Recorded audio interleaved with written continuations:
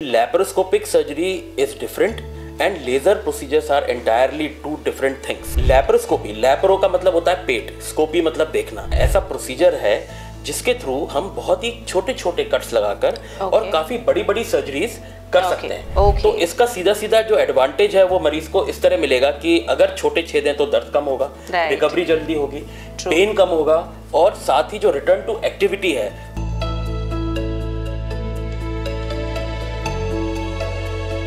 Hello and नमस्ते India, मैं शालिनी आपकी होस्ट और आपकी दोस्त, और आज इस कैनविन हेल्थ टॉक में हम बात करने जा रहे हैं एक ऐसी टेक्नोलॉजी के बारे में जिसके बारे में आप वक्त पे वक्त सुना करते हैं और जिसने हमारी लाइफ को बहुत आसान बना दिया। जी हाँ, लैप्रोस्कोपिक एंड लेजर सर्जरी, जिसके माध्यम से सर्जरीज बहुत आसान हो गई हैं, बहुत ही पेनलेस हो गई हैं और पेशेंट बहुत जल्दी रिकवर करता है और बेस्ट हेल्थ में वापस आ जाता है।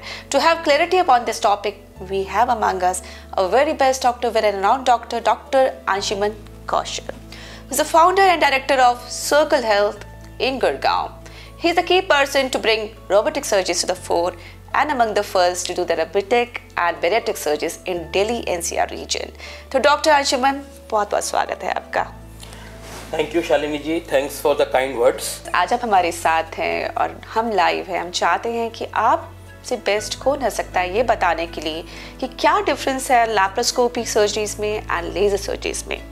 आपने काफ़ी अच्छा क्वेश्चन पूछा शालिनी जी। आजकल हम हर जगह ये एड्स देखते हैं, लेजर सर्जरीज, लैप्रोस्कोपिक सर्जरीज। तो सबसे पहले तो ये क्लैरिफिकेशन मैं दे देता हूँ कि laparoscopic surgery is different and laser procedures are entirely two different things. Right. Laparoscopy, laparo का मतलब होता है पेट, स्कोपी मतलब देखना। तो ये एक ऐसा माध्यम है, ऐसा प्रोसीजर है जिसके थ्रू हम बहुत ही छोटे छोटे कट्स लगाकर और काफी बड़ी बड़ी सर्जरीज कर सकते हैं। तो इसका सीधा सीधा जो एडवांटेज है वो मरीज को इस तरह मिलेगा कि अगर छोटे छेद हैं तो दर्द कम होगा, रिकवरी जल्दी होगी, पेन कम होगा और साथ ही जो रिटर्न टू एक्टिविटी है वो काफी फास्ट होगी।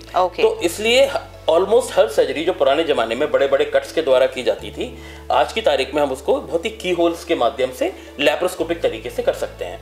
तो जैसे कि गॉल ब्लैडर सर्जरीज हैं, हर्निया की सर्जरीज हैं, अपेंडिक्स है, बड़ी बड़ी जीआई सर्जरीज हैं, यूट्रस की सर्जरीज हैं, इस तरह सारी सर्जरीज जो हैं वो इसके माध्यम से की जा सकती हैं। तो लैप्रोस्कोपी हुई एक माध्यम जिससे आप सर्जरीज कर सकते हैं। दूसरी तरफ आते हैं लेजर। तो लेज़र एक ऐसी टेक्नोलॉजी है जो रिसेंट टाइम्स में आई है और काफ़ी रिवॉल्यूशनरी टेक्नोलॉजी इसको माना जाएगा, क्योंकि इसे काफ़ी प्रिसीजन मेंटेन करते हुए हम एनर्जी को शरीर में डिलीवर करते हैं। तो जो लेज़र सर्जरी है उसका जो मेन रोल जो है, अगर हम बेनिफिट्स की बात करें तो प्रोक्टोलॉजी, जिसमें कि पाइल्स, फिस्टुलास, फिशर्स, साथ ही पाइलोनाइडल साइनस जैसी बीमारियां या वेरिकोस वेन्स, इसमें जो लेजर की जो टेक्नोलॉजी है उसने काफी रिवॉल्यूशन लाया है in terms of recovery, pain and early discharge and early return to the activities. तो ये दोनों ही चीजें बिल्कुल अलग अलग हैं। ये हमें समझना पड़ेगा। Doctor Anshu, next question comes कि अब ये तो काफी टाइम से चला आ रहा है लैप्रोस्कोपी सर्जरीज जो है, क्या इसमें कोई नए तरीके शामिल हुए हैं? लैप्रोस्कोपी की जो टेक्नोलॉजी है वो भी धीरे धीरे रिफाइन होती जा रही है। अब हमारे पास जो पोर्ट्स और जो कैमराज हैं, 4K हाई डेफिनेशन कैमराज आ गए हैं, साथ ही पोर्ट्स की साइज और छोटी होती चली गई है। साथ ही एनेस्थीसिया में भी काफ़ी नए नए एडवांसमेंट के कारण जो सर्जरीज हैं अब वो एक ऐसी चीज़ है जैसे लैप्रोली जैसी सर्जरी जो आधा 15-20 मिनट में हो जाती है और साथ ही शाम तक पेशेंट अपना जो नॉर्मल डिस्चार्ज के लायक हो जाता है, साथ ही अपना काम करने के लायक हो जाता है।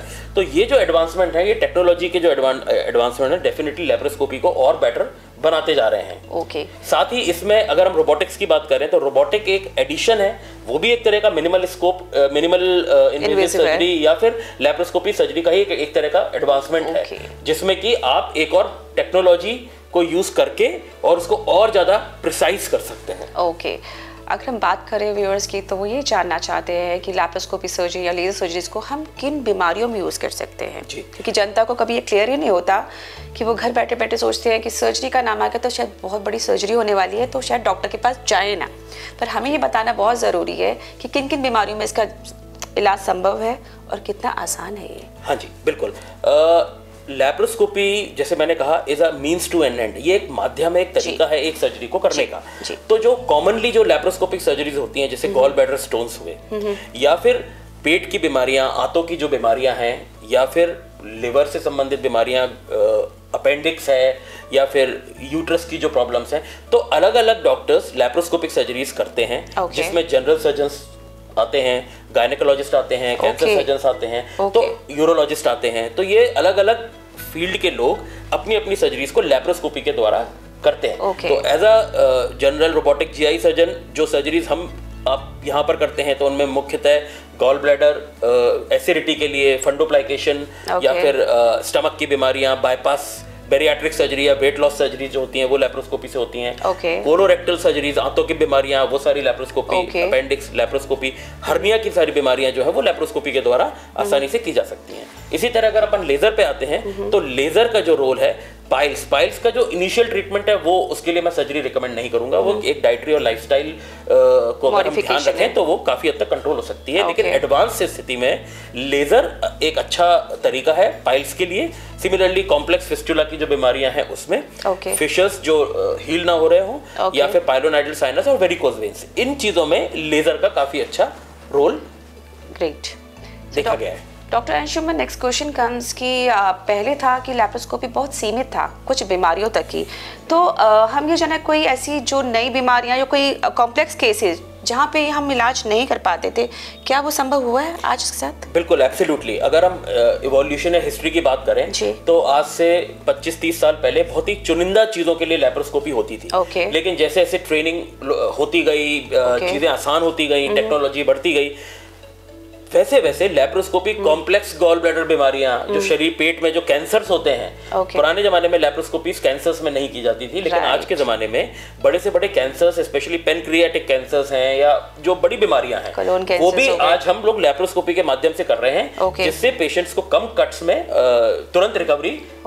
हमको देखने को मिलती है। तो डेफिनेटली ये बहुत बड़ा एक एडवांटेज है कि लैप्रोस्कोपी का जो रोल है वो बहुत बड़े दायरे में फैल गया है, और इससे सीधा सीधा जो बेनिफिट है वो पेशेंट्स को ही होता है। बहुत ही खूब डॉक्टर अंशुमन, आपने बताया हमारे व्यूअर्स को कि कैंसर जो माना जाता है एक ना इलाज, लोग डर जाते हैं, घर पे रह जाते हैं कि कैंसर नाम आ गया तो हम घर पे बैठ जाए, बट अगर लैप्रोस्कोपिक एंड लेज़र दोनों से वर्क कर रहे हैं तो मेरे ख्याल से ये बहुत ही बढ़िया न्यूज़ है।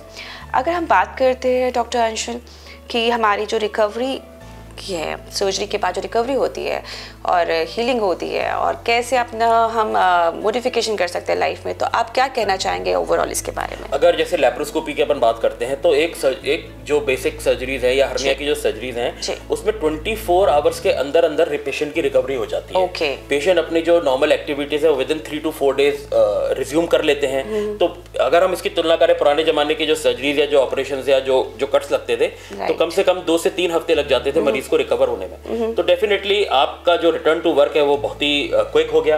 इससे आपका जॉब्स के ऊपर ज्यादा असर नहीं आएगा, क्योंकि आप वीकेंड्स में ये सर्जरीज आराम से करवा सकते हैं। तो डेफिनेटली ये काफी बहुत बड़ा फायदा है रिकवरी की अगर अपन बात करें।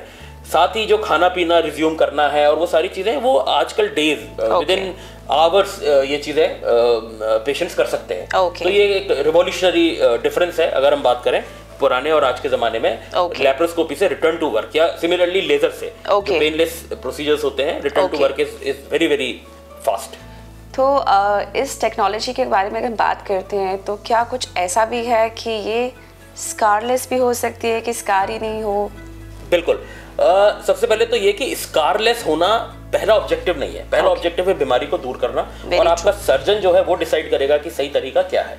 नंबर 2, क्योंकि ये जो छेद है ये 3 mm, 5 mm, ज्यादा से ज्यादा 10 mm, तो डेफिनेटली इस केस में जो स्कार्स है वो ऑलमोस्ट इनविजिबल होते हैं। वो आपकी बॉडी की लाइंस में आ जाते हैं और कुछ समय बाद, कुछ वीक्स के बाद ऑलमोस्ट ऐसा लगता है आप बता नहीं पाएंगे कि पेशेंट की लैप्रोस्कोपिक सर्जरी या लेजर प्रोसीजर्स हुए हैं। तो डेफिनेटली ये स्कारलेस प्रोसीजर्स हैं। ओके डॉक्टर अंशुमन की हम बात करें सर्जरी के बाद, आपने बताया बेनिफिट्स तो आपने बहुत सारे बता दिए, बट ये भी कि कोई सावधानियां या कोई प्रिकॉशंस भी पेशेंट्स को रखने पड़ते हैं?